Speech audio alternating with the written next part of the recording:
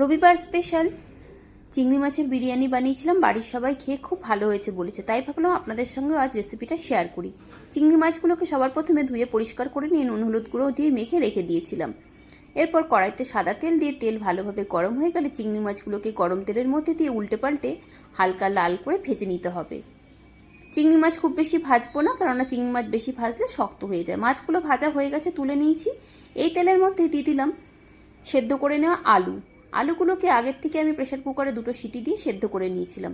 এবার তেলের মধ্যে দিয়ে হালকা একটু উল্টে পাল্টে নেড়ে চেড়ে ভেজে নিলাম। আলুগুলো ভাজা হয়ে গেছে, তুলে নিলাম। এবার এই তেলের মধ্যে দিয়ে দিচ্ছি 1 চামচ পরিমাণে ঘি, দিয়ে দিলাম পেঁয়াজ কুচি, নুন দিয়ে পেঁয়াজটা লাল করে ভেজে নেব। পেঁয়াজটা ভাজা হয়ে গেছে, দিয়ে দিলাম আদা রসুন বাটা, কিছুটা মশলার বাটি ধোয়া জল, আর দিয়ে দিচ্ছি পরিমাণ মতন জিরে ধনে, আর দিয়ে দিলাম লঙ্কার গুঁড়ো, দিয়ে দিলাম স্বাদ মতো নুন, ফ্যাটানো টক দই। ভালোভাবে নেড়ে সব মিশিয়ে নেব। এই রান্নাটা হতে কিন্তু খুব একটা বেশি সময় লাগে না, খেতেও দুর্দান্ত লাগে। এবার দিয়ে দিচ্ছি ভেজে নেওয়া আলুগুলোকে দিয়েও আবার একটু নেড়ে নিয়ে গ্যাসের ফ্লেম লোতে করে কিছুক্ষণ ঢাকা দিয়ে রাখবো।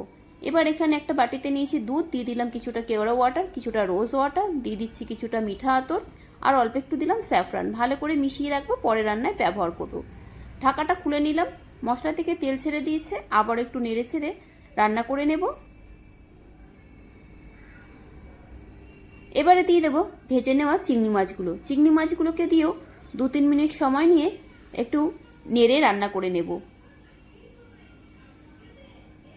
এই চিংড়ির বিরিয়ানি খেতে দারুণ লাগে, আর রান্নাটা হতেও কিন্তু খুব বেশি একটা সময় লাগে না।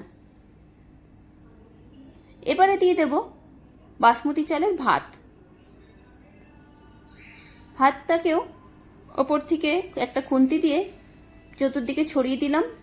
এবারে দিয়ে দিচ্ছি স্যাফরান মেশানো সেই দুধ, দিয়ে দিলাম কিছুটা বিরিয়ানির মশলা, দিয়ে দিচ্ছি আবারও কিছুটা ঘি, চামচ দিয়ে একটু ঘিটাকে সব দিকে ছড়িয়ে দেব।